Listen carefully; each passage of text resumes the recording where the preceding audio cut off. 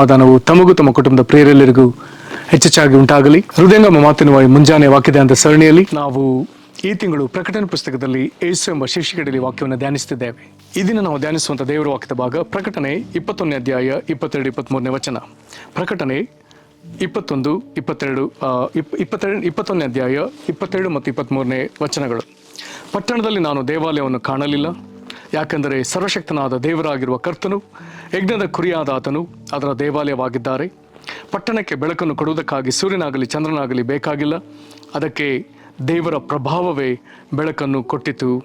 ಯಜ್ಞದ ಕುರಿಯಾದ ಆತನೇ ಅದರ ದೀಪವು.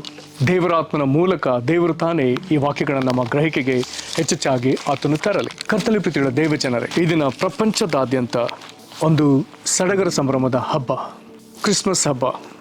ಯೇಸು ಕ್ರಿಸ್ತನು ಜನಿಸಿದ, ದೇವರು ಭೂಮಿಯಲ್ಲಿ ಮನುಷ್ಯನಾಗಿ ಜನಿಸಿದ ಈ ಸಂದರ್ಭವನ್ನು ಜಗತ್ತು ಈ ದಿನ ಕೊಂಡಾಡ್ತು. ಇದು ಒಂದು ಬಹಳ ವಿಶೇಷವಾದ ಸಂಗತಿ. ದೇವದೂತರು ಕುರುಬರನ್ನು ಸಂಧಿಸಿ ಹೇಳಿದಂಥ ಮಾತು, ಯೇಸು ಜನಿಸಿದ ಆ ರಾತ್ರಿಯಲ್ಲಿ ದೇವದೂತರು ಕುರುಬರಿಗೆ ಹೇಳಿದ ಮಾತು ಜಗತ್ತಿಗೆಲ್ಲ ಮಹಾ ಸಂತೋಷವನ್ನುಂಟು ಮಾಡುವ ಶುಭವಾರ್ತೆ, ಜಗತ್ತಿಗೆಲ್ಲ ಮಹಾ ಸಂತೋಷವನ್ನುಂಟು ಮಾಡುವಂಥ ಶುಭವಾರ್ತೆ. ಈ ಮಾತು ನಿಜ. ಯಾವುದೋ ಒಂದು ಭಾಗಕ್ಕೂ, ಕ್ಷೇತ್ರಕ್ಕೂ, ಒಂದು ಕುಲಕ್ಕೂ, ಜನಾಂಗಕ್ಕೂ, ಭಾಷೆಯವರಿಗೂ ಅಲ್ಲ, ಜಗತ್ತಿಗೆಲ್ಲ, ಜನಾಂಗಗಳಿಗೆ, ಎಲ್ಲರಿಗಾಗಿ ದೇವರು ಈ ಭೂಮಿಗೆ ದಾನವಾಗಿ ಕೊಟ್ಟಂಥ ಆತನ ಪ್ರಿಯ ಮಗನಾದ ಯೇಸು. ಆತನು ಭೂಮಿಗೆ, ದೇವಾದಿದೇವನು ಭೂಮಿಗೆ ಮನುಷ್ಯನಾಗಿ ಜನಿಸಿ ಬಂದ ದಿವಸ.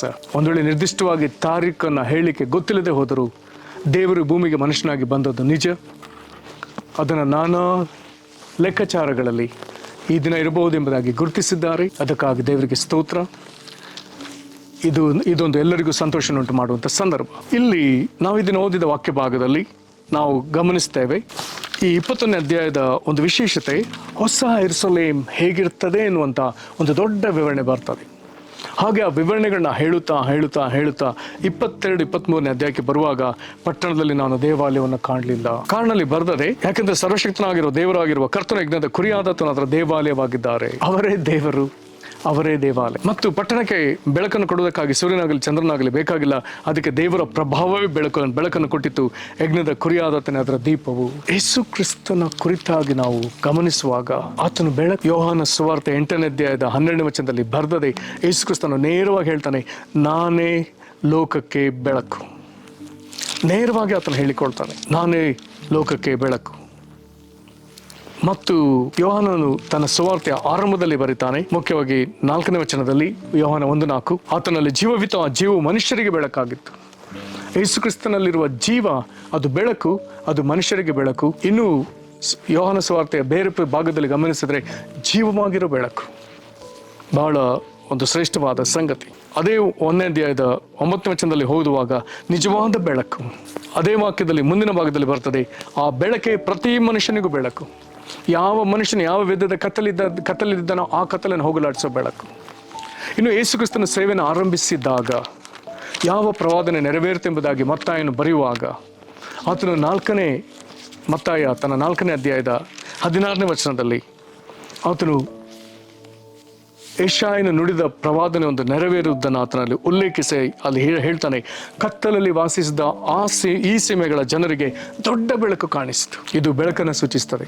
ಮತ್ತು ಕಾರ್ಗತ್ತಲಾದ ದೇಶದವರಿಗೆ ಸೂರ್ಯೋದಯವಾಯಿತು. ಇದರರ್ಥ ಮರಣದ ನೆರಳಿನಲ್ಲಿ ವಾಸಿಸಿದ ಜನರಿಗೆ ಬೆಳಕು ಮತ್ತು ಜೀವದ ಬೆಳಕು ಉದಯಿಸಿತು. ಹಾಗಾದರೆ ಯೇಸು ಭೂಮಿಯಲ್ಲಿರುವಂಥ ಮನುಷ್ಯರಿಗೆ ಆತನು ಬೆಳಕಾಗಿದ್ದಾನೆ. ಅದರ ಅದೇ ವೇಳೆಯಲ್ಲಿ ಇಲ್ಲಿ ಪ್ರಕಟಣೆ ಪುಸ್ತಕ 21ನೇ ಅಧ್ಯಾಯದಲ್ಲಿ ನೂತನ ಯೆರೂಸಲೇಮಿನ ಕುರಿತಾದ ಚಿತ್ರಣಗಳನ್ನ ಹೇಳುವಾಗ ಅಲ್ಲಿ ಸ್ಪಷ್ಟವಾಗಿ ಹೇಳಲಾಗಿದೆ, ದೇವಾಲಯವು ದೇವರು ಮತ್ತು ಯಜ್ಞದ ಕುರಿಯಾದ ಆತನಾಗಿದ್ದಾನೆ. ಇವರಿಬ್ಬರು ಸೇರಿ ದೇವಾಲಯವಾಗಿದ್ದಾರೆ, ಇವರಿಬ್ಬರು ಸೇರಿ ಬೆಳಕಾಗಿದ್ದಾರೆ.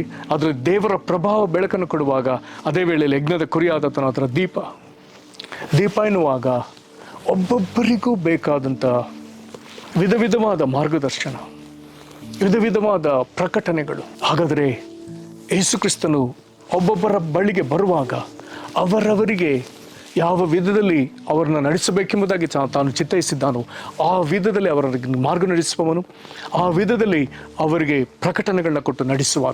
ಬಹಳ ಆಶ್ಚರ್ಯ. ಸುನ್ನತಿಯಾದವರು ಯಹೂದ್ಯರಿಗೆ ಪೇತ್ರನನ್ನು ಆ ಯಹೂದ್ಯರ ಬಳಿಗೆ ಪೇತ್ರನನ್ನು ಸ್ವಾರ್ಥ ಸಾರುವುದಕ್ಕಾಗಿ ನಡೆಸಿದವನು, ಸುನ್ನತಿಲ್ಲದ ಅನ್ಯ ಜನರ ಬಳಿಗೆ ಅವರನ್ನು ಕ್ರಿಸ್ತನ ಬಳಿಗೆ ನಡೆಸೋದಕ್ಕಾಗಿ ಪೌಲನನ್ನು ನಡೆಸಿದ ದೇವರು. ವಿಧ ವಿಧವಾಗಿ. ಹಾಗಾದರೆ ತೋಮನ ನಂಬಿಕೆಯನ್ನು ಬಲಪಡಿಸಿ, ನೀನು ನೋಡಿದ್ರಿಂದ ನಂಬಿದ್ಯಾ, ನೋಡದ ನಂಬುವನು ಧನ್ಯನೆಂಬುದಾಗಿ ಹೇಳಿದ ದೇವರು ಆ ತೋಮನನ್ನು ನಮ್ಮ ದೇಶಕ್ಕೆ ಕಳಿಸಿದ್ದಾನೆ. ಕಾರಣ ನಾವು ನೋಡದೆ ನಂಬಬೇಕೆಂಬುದು ದೇವರ ಇಷ್ಟ. ಹಾಗಾಗಿ ಅವನ ನಂಬಿಕೆಯನ್ನು ಆ ವಿಧದಲ್ಲಿ ಸರಿಪಡಿಸಿ ಅವನನ್ನು ಈ ನಮ್ಮ ದೇಶಕ್ಕೆ ಕಳಿಸಿ ಅವನಿಗೆ ಕ್ರಿಸ್ತನು ಆ ವಿಧದಲ್ಲಿ ದೀಪವಾಗಿ ಗೋಚರವಾದ. ಅವರವರಿಗೆ ವಿಧ ವಿಧ ಪ್ರಕಟಣೆಗಳು, ಅವರವರಿಗೆ ವಿಧ ವಿಧ ಮಾರ್ಗದರ್ಶನ, ಅವರವರಿಗೆ ವಿಧ ವಿಧವಾದ ಮಾರ್ಗ ನಡೆಸುವಿಕೆ. ಕರ್ತನಲ್ಲಿ ಪ್ರೀತಿಯುಳ್ಳ ದೇವ ಜನರೇ, ಇಂಥ ಯೇಸು ಕ್ರಿಸ್ತನು ನಮಗೆ ಅವಶ್ಯ. ಆತನೊಂದಿಗಿರುವಾಗ ನಮಗೆ ದೇವರ ಪ್ರಭಾವ ನಮಗೆ ಸಿಗ್ತದೆ. ಆತನನ್ನು ನಾವು ಸನ್ಮಾನಿಸೋಣ, ಸೇವಿಸೋಣ. ನಾವು ಪ್ರಾರ್ಥನೆ ಮಾಡೋಣ.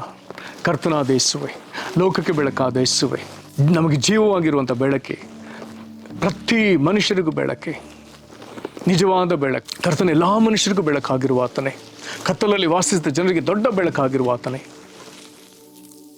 ಮರಣದ ಛಾಯೆಯಲ್ಲಿ ಜೀವಿಸಿದ ಜನರಿಗೆ ಸೂರ್ಯೋದಯವಾಗಿ ಪ್ರಕಟವಾಗುವ ಆತನೇ, ನೂತನ ಯೆರೂಸಲೇಮಿನಲ್ಲಿ ತಂದೆಯಾದ ದೇವರೇ, ನಿನ್ನ ಪ್ರಭಾವದ ಪ್ರಕಾಶಕ್ಕಾಗಿ ಸ್ತೋತ್ರ. ಕರ್ತನಾದ ಯೇಸುವೆ, ನೀನು ದೀಪವಾಗಿರುವುದಕ್ಕಾಗಿ ಸ್ತೋತ್ರ. ಯಾರೂ ಸೇರಕೂಡದಂಥ ಬೆಳಕಿನಲ್ಲಿ ವಾಸಿಸುವಂಥ ದೇವರೇ, ನಿನ್ನ ಮುಂದೆ ನಾವು ಅಡ್ಡ ಬಿದ್ದು ನಾವು ನಿನ್ನನ್ನು ಆರಾಧಿಸ್ತೇವೆ. ಕರ್ತನೆ, ಈ ದಿನ ಲೋಕವೆಲ್ಲ ನಿನ್ನ ಜನನದ ಒಂದು ಸಂಭ್ರಮವನ್ನು ಆಚರಿಸುವಾಗ, ದೇವಾದಿ ದೇವನೇ, ನಿನ್ನ ಭೂಮಿಗೆ ಮನುಷ್ಯನಾಗಿ ಬಂದ ಈ ಸುಸಂದರ್ಭವನ್ನು ಲೋಕವು ಜ್ಞಾಪಿಸಿಕೊಳ್ಳುವಾಗ, ಕರ್ತನೆ, ಪ್ರತಿಯೊಬ್ಬರ ಮೇಲೂ ನಿನ್ನ ಬೆಳಕು ಪ್ರಕಾಶಿಸಲಿ. ಇದರ ಕುರಿತಾಗಿ ಹೊಸದಾಗಿ ಕೇಳಿಸಿಕೊಳ್ಳುವವರ ಮೇಲೆ ನಿನ್ನ ಬೆಳಕು ಪ್ರಕಾಶಿಸಲಿ. ಕರ್ತನೆ, ನಿನ್ನನ್ನು ಅರಿತವರು ನಿನ್ನನ್ನು ಅರಿದವರ ಮೇಲೆ ನಿನ್ನ ಬೆಳಕು ಪ್ರಕಾಶಿಸಲಿ.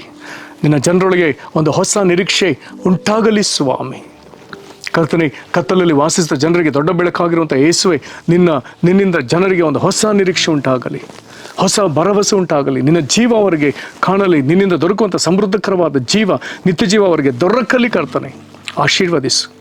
ನಿನ್ನ ಮಕ್ಕಳ ಮೇಲೆ ನಿನ್ನ ದಯೆ ಇನ್ನೂ ಹೆಚ್ಚಾಗಿ ಸುರಿಸಲ್ಪಡಲಿ. ಯೇಸು ಕ್ರಿಸ್ತನ ಹೆಸರಿನಲ್ಲಿ ಬೇಡಿದ್ದೇವೆ ನಮ್ಮ ತಂದೆಯೇ, ಆಮೇನ್. ಕರ್ತನು ನಿಮ್ಮನ್ನು ಆಶೀರ್ವದಿಸಲಿ. ತಮ್ಮೆಲ್ಲರಿಗೂ ಕ್ರಿಸ್ಮಸ್ ಹಬ್ಬದ ಶುಭಾಶಯಗಳು, ವಂದನೆಗಳು.